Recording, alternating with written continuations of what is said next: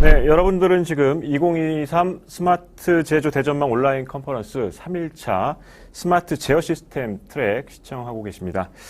예, 이번 주제 발표의 제목은, 약간, 이게 뭐지? 라고 하실 분들이 좀 계실 수 있습니다. 스마트 제조, 통신 인프라 인증으로 두들겨보고 건너세요. 입니다. 예, 함께 해주실 전문가분 모셨는데요. 플루크 네트워크스 문건호 이사님 모셨습니다. 안녕하십니까? 네, 안녕하세요. 반갑습니다. 네. 시청하시는 분들께 간단하게 본인 소개해 주시죠. 네, 안녕하세요. 저는 플루크 네트워크스 한국 지사에서 근무하고 있고요. 문건호입니다. 저희 플루크 네트워크스는 플루크라는 브랜드 아래서 저희 계측기 중에 통신 케이블을 계측하는 사업부고요. 예, 오늘 통신 인프라를 어떻게 인증을 해야 되는지를 한번 자세하게 알려드리도록 하겠습니다. 오늘 산업용 이더넷을 위한 케이블 관련된 내용을 전반적으로 한번 설명을 해주실 텐데 스마트 제조와 산업용 이더넷 케이블의 상관관계 좀 어떻게 설명해 주실 수 있을까요? 일단 스마트 제조라는 것은 기존의 이제 오래된 제조 방식을 떠나서 IT가 좀 접목되면서 그렇죠. 현대 시대에 맞도록 좀 이제 스마트하게 제조하는 기술로 알고 있는데요. 그 스마트함을 이루기 위해서는 유기적으로 모든 시스템들이 통신을 해야 된다고 봅니다. 그렇죠. 네, 통신을 하려면 이제 자동차가 이동하려면 도로가 있어야 되듯이 통신을 하려면 장비들끼리 케이블이 연결되거나 와이어레스라는 무선이 연결돼야 되는데 그러한 유선 인프라를 과연 믿고 통신을 맡기고 제조를 할 수 있을지를 검증할 수 있는 그 단계가 필요하거든요. 네, 그래서 스마트 제조에 가장 필요한 부분은 통신을 완벽하게 안정하게 하기 위한 인프라 인증부터 시작한다고 생각하고 있습니다. 통신 인프라를 사람의 몸에 비유하면 혈관에 비유하면 좋을까요? 네, 정확합니다. 아, 그래요? 네. 그럼 오늘 이제 주제 발표해 주실 텐데, 그러니까 시청하시는 분들이 어떤 부분에 좀 주목해서 보시면 좋을까요? 보통은 통신 인프라 중에 이제 케이블은 눈에 잘 안 보이거든요. 왜냐하면 이제 배관에 들어가 있던지 혹은 천장으로 날아가기 때문에 눈에 안 보이니까 이게 당연히 문제가 없을 거라고 생각을 합니다. 그렇죠. 근데 제조 현장에서의 한 50 장애 포인트의 50%는 케이블에서 나온다고 통계가 있거든요. 그렇기 때문에 이 눈에 보이진 않지만 이 통신 케이블의 인프라가 얼마나 중요한지를 좀 보시면서 느끼셨으면 좋겠습니다. 네. 저희가 이제 스마트 제조하면 이제 관련된 그 솔루션이나 이제 제품들 위주로 이제 많이 설명을 드렸었는데 이 케이블도 그만큼 중요하다는 말씀. 네, 알겠습니다. 그러면 플루크 네트워크스의 문건호 이사님 한번 주제 발표 시작해 보시죠. 네, 저희가 제목을 한번 스마트 제조 통신 인프라 인증으로 두들겨보고 건너세요라고 정해봤는데요. 돌다리 아시죠? 돌다리 아주 튼튼한 돌다리도 두들겨보고 건너라는 속담이 있듯이 통신 케이블도 물론 유명 제조사 LS 케이블이라든지 외산 제조사들의 케이블을 믿고 구매하셔서 이제 설치를 했지만 돌다리를 두들기는 심정으로 이 케이블이 과연 진짜 제조하는 시설에서 문제가 없이 양산이 됐는지 그리고 케이블을 설치하시는 인스톨러들, 설치하신 분들이 과연 정말 표준을 만족하는 시공을 했는지를 꼭 검증을 받으시거나 검증을 직접 하셔야 됩니다. 그래서 제목을 두들겨보고 건너시라고 했고요. 두들겨보고 건너실 때는 돌다리를 손으로 두들기진 않죠. 네, 망치라든지 좀 단단한 걸로 두들겨보듯이 통신 인프라 인증을 두들길 때는 플루크 네트워크스의 통신 계측기를 꼭 사용하시는 게 좋습니다. 네. 저희 플루크는, 요 노란색 플루크 많이 보셨죠? 네, 플루크라는 큰 코퍼레이션 회사 안에 플루크 네트워크스는 통신 케이블 계측기를 생산하는 하나의 사업부고요. 전기 멀티미터라든지 산업 현장에 요즘 아주 핫한 초음파 카메라라든지 아니면 열화상 카메라 등등 다른 사업부 제품군들도 산업 현장, 스마트 제조와 밀접한 관계가 있기 때문에 그런 부분들도 한번 검색을 해보시면 좋으실 것 같습니다.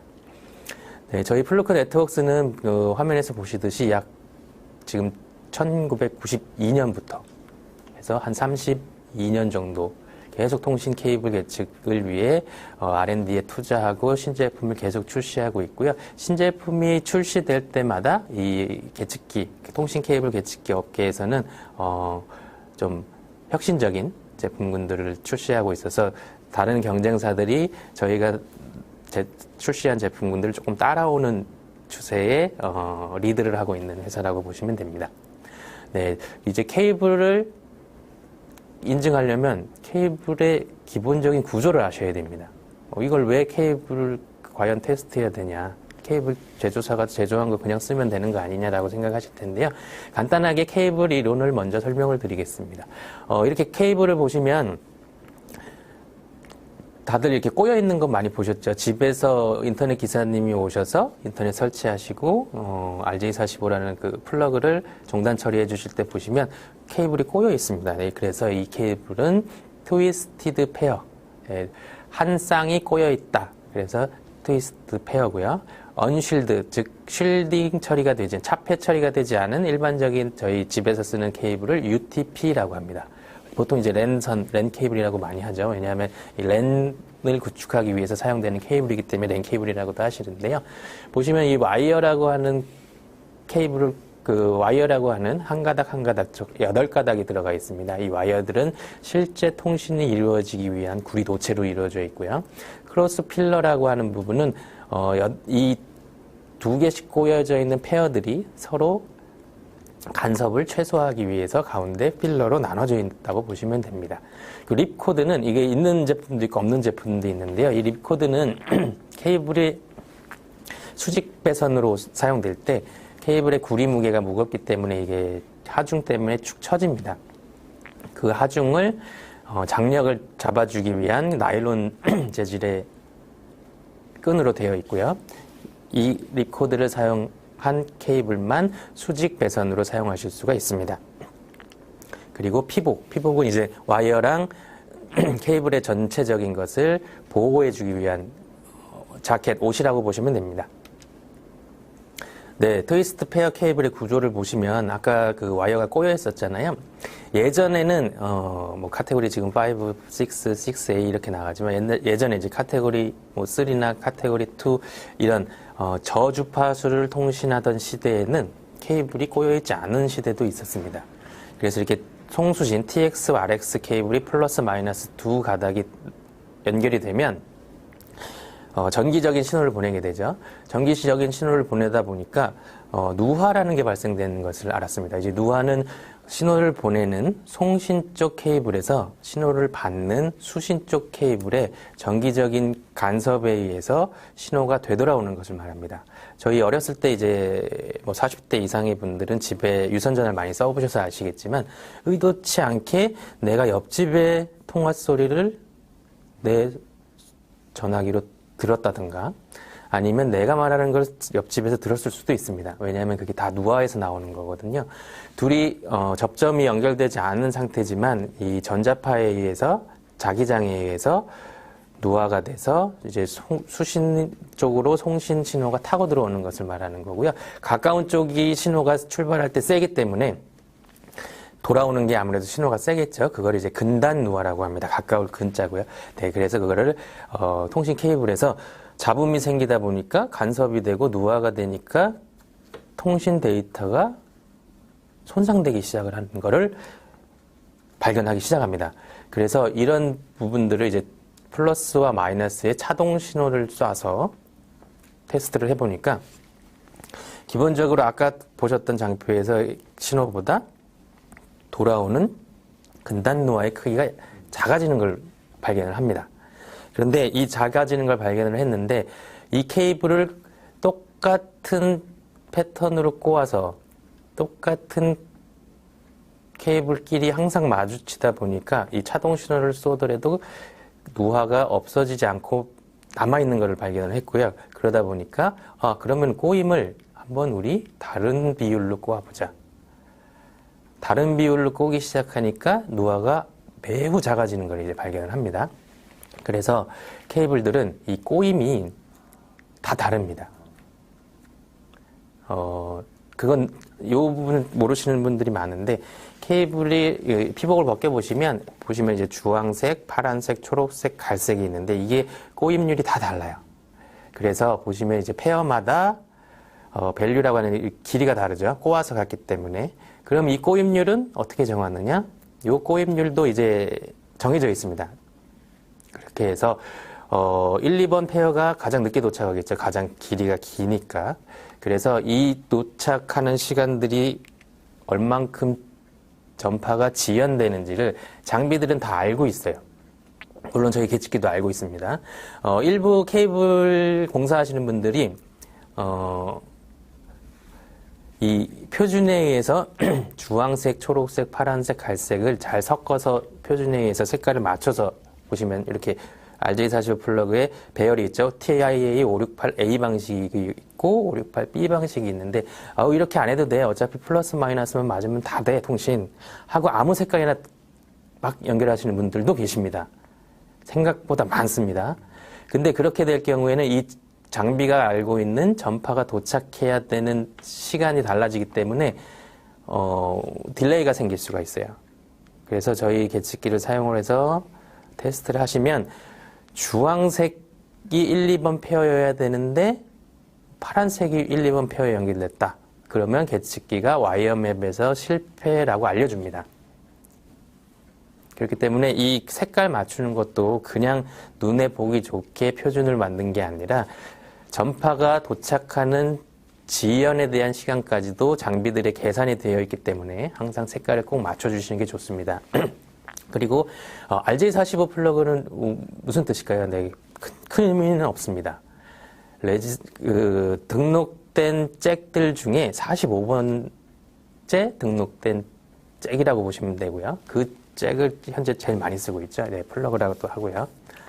자, 카퍼 케이블, 일반적으로 이제 구리 케이블에 대한 표준은 그 미국 전기통신협회의 TIA 표준이 있고 국제 표준인 아이소 표준이 있습니다. 둘이 거의 상응하는 수준의 표준이고요.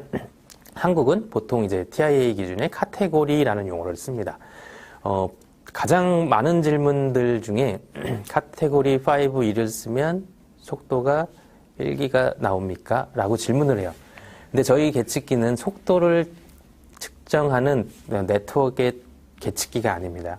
트래픽을 발생하는 계측기가 아니라 저희는 전기적인, 물리적인 한계를 이 케이블이 이겨내는지를 확인하는 거거든요. 그래서 보시면 카테고리 5E는 1기가 BPS를 지원하기도 하지만 그건 이제 장비에서 구현하는 기술이고요. 케이블은 100MHz까지 주파수를 쏴도 근단 노화나 반사 손실, 삽입 손실 등에서 표준을 만족합니다. 라는 뜻으로 해석을 하셔야 돼요. 그러면 1기가 BPS를 지원하는 거는 100MHz 안에서의 주파수를 사용해서 구현한 기술입니다. 약 62MHz 정도를 사용합니다. 62.5MHz. 그렇기 때문에 카테고리 6나 카테고리 5, 2를 쓰셔도 둘 다 1기가 BPS를 지원하는데 아무런 문제가 없는 겁니다.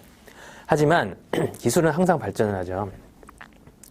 장비가 새로운 표준을 200MHz 혹은 250MHz를 써서 속도를 구현하는 기술을 개발을 하면 카테고리 5E는 그 속도를 지원하지 못하겠죠. 왜냐하면 100MHz까지만 안정적으로 사용을 할 수 있기 때문입니다. 그래서 케이블은 좀 이해를 하실 때 속도 개념으로 받아들이지 마시고 주파수 개념으로 받아들이셔서 장비가 속도를 낼 때 몇 메가헤르츠까지 사용을 해서 속도를 내는지를 거꾸로 알고 계시면 이제 카테고리 어떤 케이블을 쓰시면 될 거라고 스스로 판단하실 수가 있다고 보시면 됩니다. 카테고리 5E, 6, 6A, 7은 네, 회색으로 되어 있죠. 왜냐하면 카테고리 TIA에서는 카테고리 7을 표준으로 제정하지 않았습니다. 왜냐하면 이 카테고리 7은 보시듯이 6A에서 100MHz를 추가하고 500MHz 추가해서 600MHz와 1GHz를 사용을 해서 10Gbps를 지원을 하는 건데요. 이 7은 쉴드해야 쉴드를 해야 되는데 워낙 고주파수를 쓰기 때문에 RJ45의 8가닥에서 서로 간섭 현상이 나오는 것을 막기가 어려웠습니다.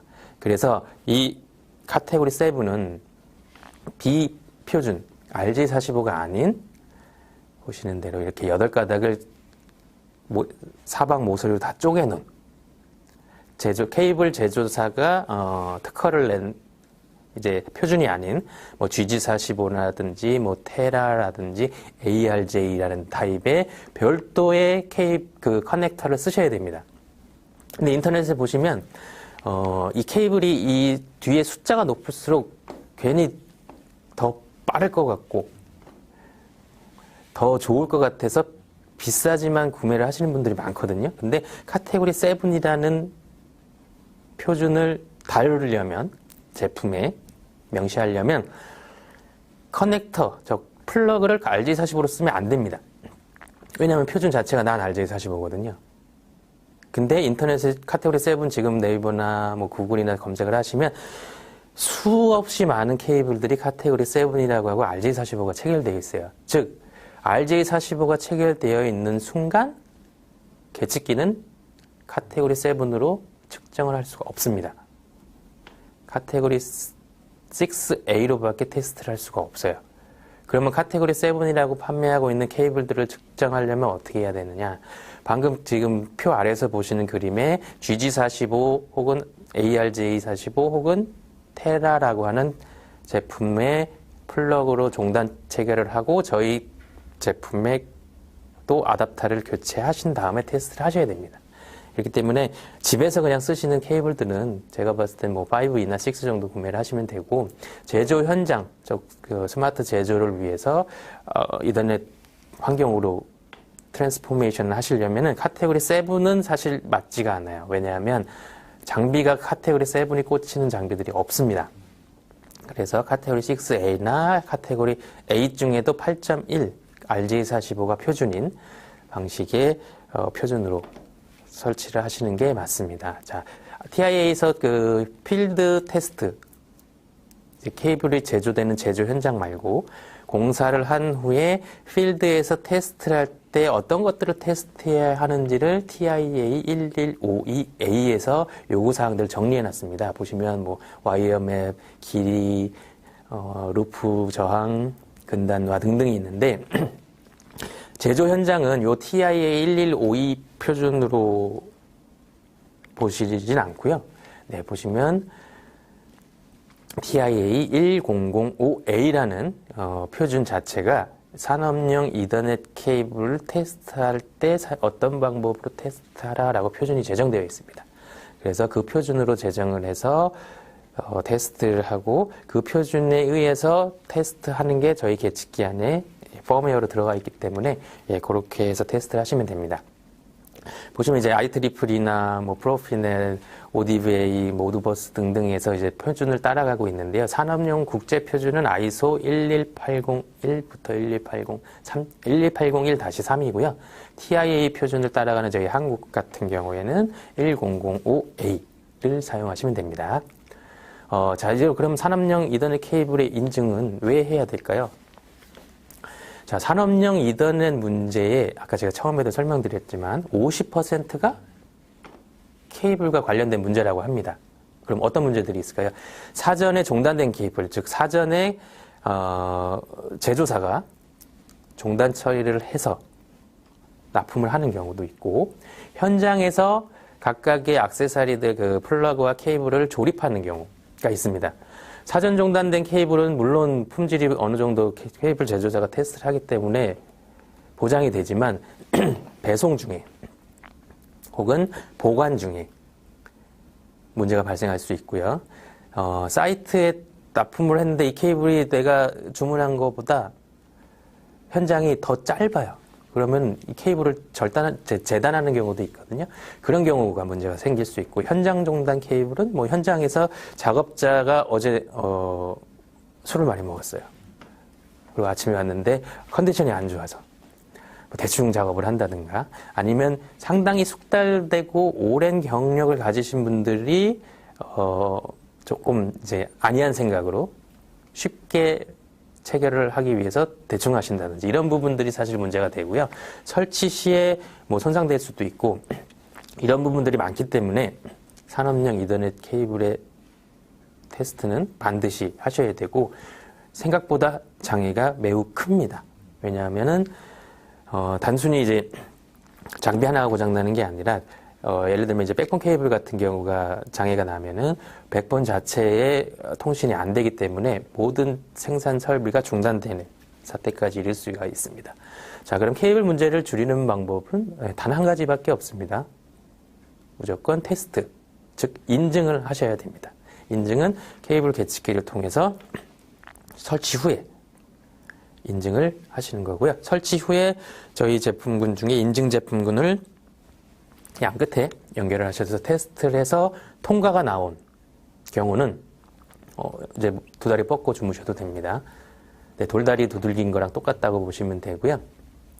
산업 현장은 아시겠지만 이제 마이스라 그래서 산업 현장의 그 열악한 정도를 이제 마이스라는 숫자로 표기를 하는데 상당히 많은 진동과 그리고 먼지, 습기, 수분, 그리고 온도가 매우 높다거나 혹은 매우 낮은 경우도 있습니다. 이런 데서 발생되는 외부적인 요인으로 통신 케이블에 영향을 받아서 케이블이 문제가 되는 경우가 많거든요. 케이블 표준에는 UTP 케이블, 카퍼 케이블은 100m까지 통신을 할 수 있다라고 되어 있죠. 근데 이 100m라는 것은 100m를 보장하는 온도가 있습니다. 아시겠지만 이제 온도가 높아지면 도체인 구리는 저항이 높아집니다. 저항이 높아지면 정기적인 신호가 100m를 가야 되는데 100m까지 못 가는 경우가 많아요. 그래서 100m로 딱 설계를 해서 통신을 했을 때 아무 문제가 없었는데 어느 날 간헐적으로 통신이 핑이 빠진다든지 장애가 났다. 그런 경우는 온도가 혹시 현장의 온도가 많이 높아지지 않았나도 확인을 해보셔야 됩니다. 자, 우리가 집에서 인터넷을 쓸 때 비 오는 날은 인터넷이 느린 것 같아요. 이상하게 우리 집은 비만 오면 인터넷이 자꾸 끊깁니다. 이 기분 탓이 아닙니다. 맞습니다. 왜냐하면 케이블이 한국 아주 새 아파트들은 다 아파트 내부의 관로를 통해서 이동을 하지만 빌라나 주택단지들은 아직도 오래된 아파트는 아직도 베란다를 타고 그냥 케이블이 들어오죠.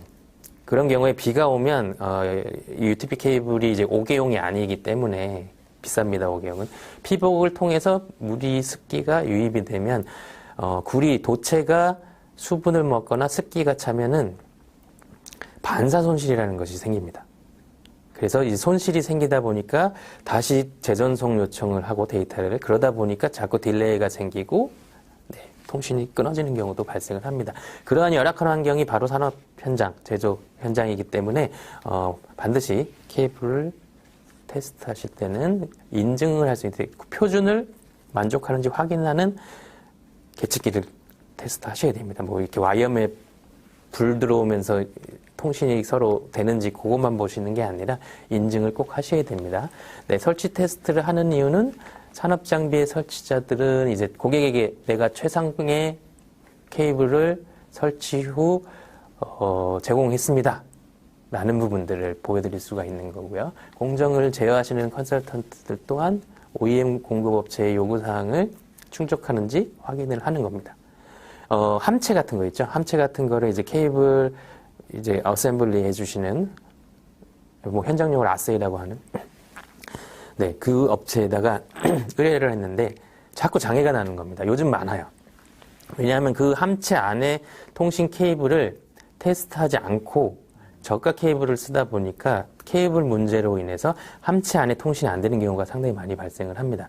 그래서 반도체 회사라든지 이런 그 공장을 가지고 계시는 좀 대기업들은 협력업체들에게서 공급되는 그런 함체 안의 케이블들도 다 저희 제품으로 테스트해서 납품할 수 있도록 표준을 정해 나가고 있습니다. 그래서 이 설치 테스트를 꼭 해야 되는 이유는 미래의 안정성을 보장하기 위해서가 가장 크고요.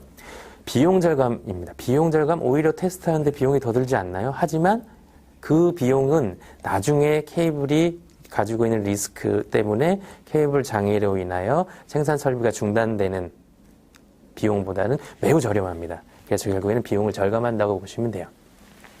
자, 그럼 언제 인증을 해야 될까요? 언제 인증을 해야 되냐 하면은 케이블을 종단 처리한 후에 설치한 다음에 무조건 하셔야 됩니다. 가장 좋은 건 아까 보셨던 그 미리 사전 재단된 케이블 제조사가 다 재단을 하고 종단 처리를 해서 납품된 상태면 검수할 때 한번 하시면 더 좋고요. 검수할 때 하시고 설치된 후에 하시고 그럼 이제 책임 소재가 정확하게 나오니까요. 그게 안 된다고 하면 시간적으로 어렵다고 하면 설치 후에는 무조건 하시기를 권장을 드립니다. 자, 올바른 인증 방법은 어떻게 해야 되는 게 또 있을까요? 네, 보여드리겠습니다. 케이블의 대역폭 아까 말씀드렸죠. 보시면 지금 100MHz는 카테고리 5E 그런데 1000 베이스 T라는 이제 1GBps를 지원하는 장비의 어플리케이션은 62.5MHz까지 사용을 하기 때문에 네, 카테고리 5E 케이블을 쓰셔도 되는 겁니다. 근데 새로운 표준인 N 베이스 T가 한 3, 4년 전에 출시가 되면서 100MHz를 써서 2.5GBps를 지원하는 기술이 나왔어요. 그러면 카테고리 5E가 1GBps만 지원한다고 외웠던 부분들이 이제 혼동되기 시작을 하는 거죠. 지금 현재의 기술로는 카테고리 5E는 2.5GBps까지 지원을 합니다. 그리고 카테고리 6는 일부 겹쳐져 있는 10G 베이스 T까지 지원을 하는데 10G 베이스 T는 400MHz까지 사용을 해서 10G를 지원을 하거든요. 그래서 카테고리 6의 250MHz 범위 안에 해당되는 주파수만 쓰는 경우에는 10G를 지원하기도 합니다. 근데 케이블 제조사가 정확하게 개런티하진 않아요. 보통은 6A를 꼭 500MHz까지 보장받는 6A를 사용하라고 합니다. 그래서 여기서 보실 것들은 이제 그 IEEE나 이런 장비의 표준 1000 베이스 T, 2.5G 베이스 T, 10G 베이스 T를 구현하는 기술은 케이블에 실을 수 있는 주파수로 결정된다. 그 주파수는 바로 케이블의 대역폭이다라고 보시면 됩니다. 이 케이블은 손실들이 발생하는데요. 제가 3대 손실이라고 정리를 해봤습니다. 첫 번째, 삽입 손실. 삽입 손실은 많은 분들이 커넥터를 서로 삽입할 때 나오는 손실로 이해를 하세요. 그래서 많이 꽂을수록 손실이 많아지는구나 라고 생각을 하시는데 그게 아니고요. 케이블 내에서 신호가 감쇄되는 겁니다. 처음에 신호가 셌죠. 근데 마지막 끝단에서 약해집니다. 케이블을 삽입하고 마지막 종단점에서 삽입된 케이블 그 신호의 세기를 판단해서 빼주는입니다. 빼줘. 손실감. 그렇기 때문에 삽입을 한 신호를 확인하기 때문에 삽입 손실입니다. 반사 손실은 동일한 페어 안에서 신호가 되돌아오는 경우, 이런 경우는 어디서 발생되냐면요. 반사 손실은 주로 이제 동을 처리하는 과정, 동을 이제 천천히 식히거나 혹은 이제 기포가 발생하지 않도록 만들어야 되는데 이제 원가를 절감하기 위해서 동을 급하게 냉각시킨다든지 아니면 동이 너무 비싸기 때문에 구리가 비싸기 때문에 불순물이 섞여 있다든지 그런 경우에는 도체 안에서 이제 불순물이나 기포 등에 의해서 반사돼서 손실이 됩니다. 자, 근단 누화는 아까 처음에 제가 설명드렸던 누화. 누화가 가장 이 세 가지 중에 가장 빈번하게 일어나는 누화, 손실은 근단 누화입니다. 왜냐하면 케이블 제조사가 본인들만의 기술로 어렵게 원가를 높여가면서 이렇게 비율을 맞춰서 잘 꼬아서 트위스트 되게 만들어 놨는데 현장 작업자분들이 작업하시기 편하려고 RJ45 꽂기 편하려고 페어를 많이 풀거든요. 페어를 푸는 길이가 길어질수록 그 끝단에서 발생될 누화가 상당히 많아집니다. 근데 카테고리 6나 6A, 8 등 주파수가 높아질수록 자기장이 또 외부로 노출되는 자기장들이 많아지기 때문에 누화가 심해져요. 그래서 근단 누화는 일반적으로 RJ45 플러그를 어떻게 디자인하느냐에 따라서 누화가 발생되지 않도록 잡아주는 경우가 많이 있습니다. 그래서 케이블 제조사들마다 그 RJ45 플러그에 들어가는 액세서리들이 조금씩 달라요. 그런 부분들은 근단 누화를 잡아주기 위한 겁니다. 측정은 케이블을 인증하는 방법은 여러 가지가 있는데 연구 링크 테스트, 채널 테스트, 모듈러 플러그 종단 링크 테스트, 패치 코드 테스트 이렇게 크게 보면 4가지가 있습니다. 내가 공사를 했고 혹은 내가 공사를 감독관으로서 요청을 했고 공사를 하신 분과 요청하신 분이 정확히 어느 영역까지를 테스트할 건지를 정해 놓으셔야 됩니다. 내가 공사하지 않은 부분까지 테스트할 필요는 없죠. 그렇기 때문에 이 네 가지 방법의 테스트 방법은 테스트하는 영역별로 나눠진다고 보시면 됩니다. 네, 그런 부분들은 나중에 기회가 되면 제가 더 자세히 설명을 드릴 수가 있을 것 같고요. 이렇게 추가 정밀 테스트는 뭐 함체 안에서는 보시는 대로 뭐 M12라든지 M12X나 RG45 코드를 사용하는 경우에는 이제 장치 안에 있는 함체 안에 있는 케이블만 테스트할 수가 있고요. 또 함체가 연결된 그 함체 안에서 함체끼리 연결된 케이블들이 혹은 커넥터들이 문제가 없는지 등등을 이렇게 구역별로 나눠서 하실 수도 있고 그 구역을 나누기가 애매하면 아까 보셨던 테스트 방법을 바꿔가면서 테스트를 하셔도 됩니다. 네, 이런 식으로 요거는 이제 한쪽은 함체에 연결되지 않은 상태의 테스트를 하는 거죠. 이렇게 해서 케이블의 문제점들을 찾아내는 데는 어떤 방법을 가지고 어떠한 테스트를 할 거냐가 상당히 중요합니다. 그래서 이러한 부분들을 뭐 저희 플루크 네트워크스가 정하는 건 아니고요. TIA와 ISO라는 표준을 제정하는 기구에서 이미 테스트하는 방법들에 대한 표준까지도 정해놨습니다. 그래서 표준에 의해서 테스트하는 아주 솔직한 장비입니다. 저희 장비는. 저희가 임의로 고객의 값을 바꿔서 테스트할 수는 없어요. 가끔은 이런 문의가 옵니다. 제가 케이블을 설치한 회사인데 케이블들이 다 반사 손실이 페일이 나는데 이 반사 손실 한계를 좀 낮춰서 통과 나올게 바꿀 수 없나요? 결과를 바꿀 수 없나요? 라고 물어보시는데 없습니다. 방법은 없습니다. 방법은 반사 손실 같은 경우에는 아까 제가 설명드렸죠. 케이블의 카퍼 재질에 문제가 있는 거기 때문에 케이블을 전량 교체하는 방법밖에 없습니다. 네, 그렇기 때문에 이 케이블 테스트를 하실 때는 이걸 해야 되나 말아야 되나 할 때는 하는 겁니다. 이거 안 해도 되겠지 할 때도 하시는 거고요. 이걸 해야 되나 하면 하시는 겁니다. 즉 무조건 케이블은 공사 후에 테스트를 해야 스마트 제조를 올릴 건지 아니면 스마트 제조가 아니더라도 내가 PC를 인터넷을 할 때라도 사무실에서 케이블 테스트는 상당히 중요합니다. 그래서 케이블을 어느 제조사의 어느 제품으로 선정하는지가 먼저 시작이 돼야 되겠고요. 그 후에는 테스트, 설치 후에 테스트.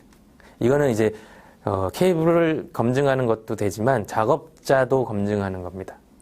그렇기 때문에 작업자는 당연히 본인이 작업한 부분의 테스트 인증 레포트를 고객에게 제출을 해줘야 되고요. 고객은 제출되지 않으면 제출을 요구하시는 게 당연한 권리이자 그 권한이십니다. 그렇기 때문에 케이블 테스트를 어려워하지 마시고 반드시 꼭 요청을 하시기 바랍니다.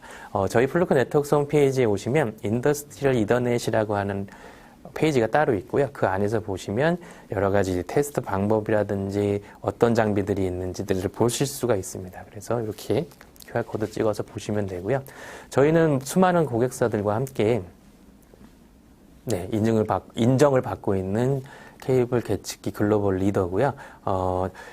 오늘 보시면서 질문하신 것도 제가 답변을 다 달아드리지만 혹시라도 더 급하게 혹은 더 중요하게 딥하게 궁금하신 게 있으면 저희 플루크 네트워크스로 전화를 주시면 제가 전화를 받습니다. 메일을 주셔도 제가 받습니다. 그렇기 때문에 많은 거 질문하시면 저희가 데모 시연을 갈 수도 있고요.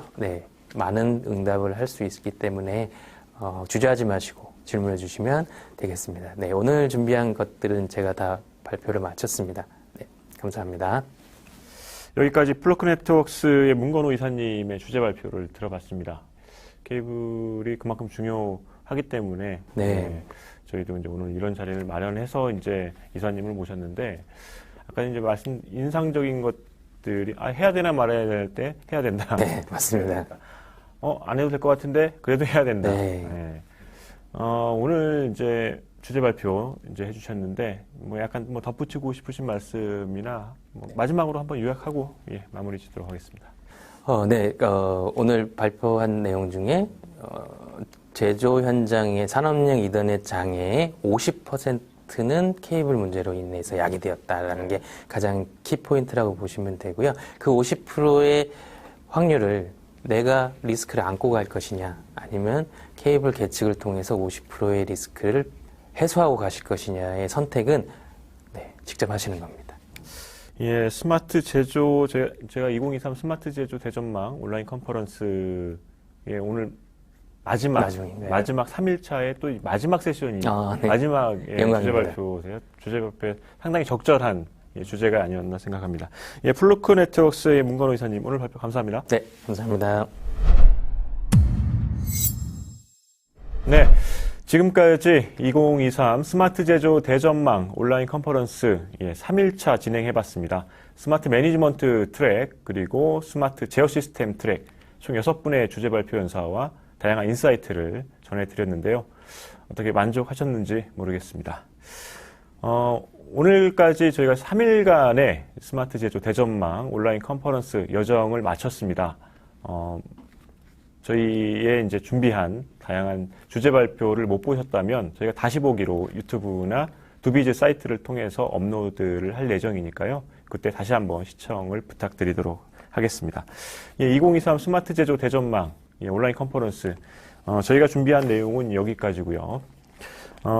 본 컨퍼런스가 성공적으로 이제 마무리 지을 수 있도록 도와주신 19분의 전문가분들 다시 한번 감사드리고요.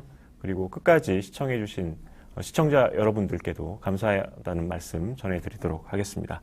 이번 컨퍼런스가 올해 귀사의 비즈니스 여정에 많은 보탬이 되었으면 하는 바람이 있습니다. 저희는 보다 알찬 내용으로 2024 스마트 제조 대전망 온라인 컨퍼런스로 다시 찾아뵙도록 하겠습니다. 끝까지 시청해주셔서 감사합니다. 고맙습니다.